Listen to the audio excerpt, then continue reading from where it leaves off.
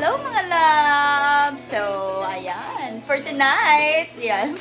For the cooking show again tayo. Ayan. So, dahil Father's Day ngayon, pagluluto ko ng actually, nag-crave ako dito. So, gusto ko rin patikman sa asawa ko. Pero I'm sure, nakatikim naman na siya ng ganito. So, it's fried tofu. Ayan. Or breaded tofu.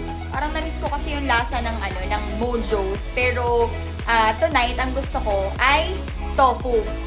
Actually, hindi ako masyadong kumakain ng tofu. Pero nung natikman ko yung ganitong style or ganitong breading ng tofu, hinanap-hanap ko na siya. So, since nag-crave ako tonight, I will cook fried tofu or breaded tofu for Daddy Michael. Ayun. So, Daddy Michael is resting kasi medyo may dinadamdam siyang sugat sa paa.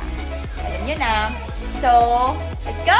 So, syempre, sa ating fried tofu, magkakaroon tayo or meron tayo dapat na tofu. So, in-slice ko siya sa diced cut ba yan?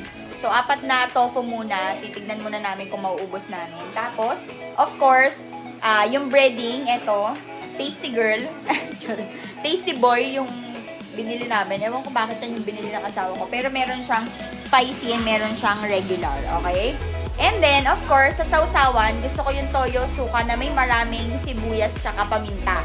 So, mamaya, gagawa din tayo ng sausawan yan. So, let's go!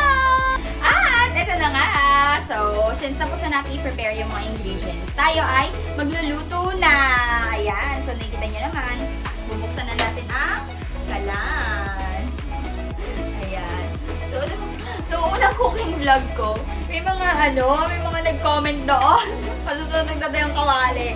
So, kanya-kanya tayong Kaya talaga, gusto ko kasunog muna yung kawali bago ako mag-umpisa.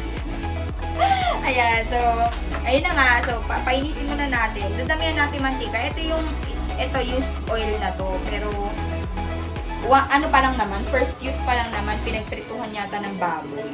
Ayan, tapos ilagdag na natin to para maraming, ayan.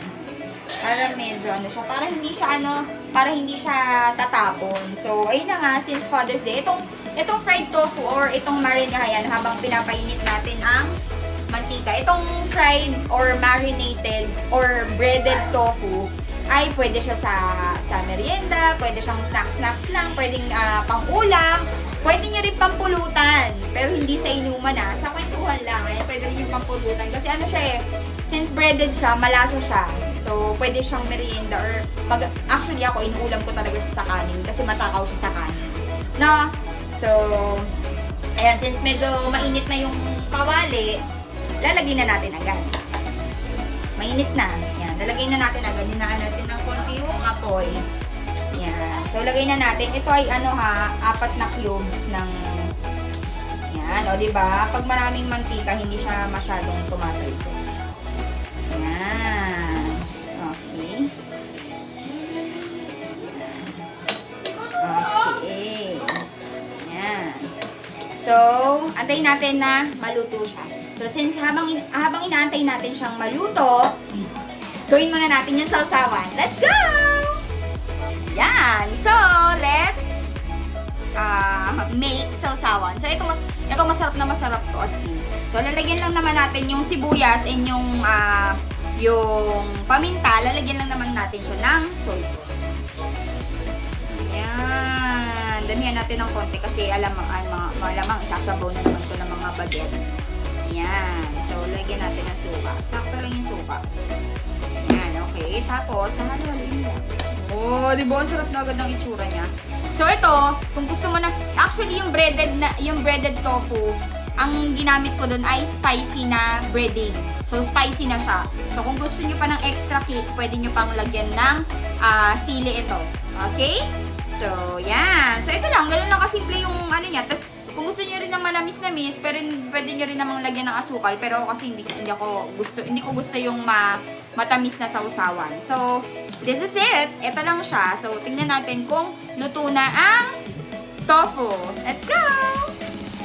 Ayan, ayun na. So, tapos na tayo sa sausawan. So, tingnan natin kung okay na yung tofu. Actually, yung side na unang inano natin, okay na. So, baliktarin na lang natin siya. Okay? So, fast forward!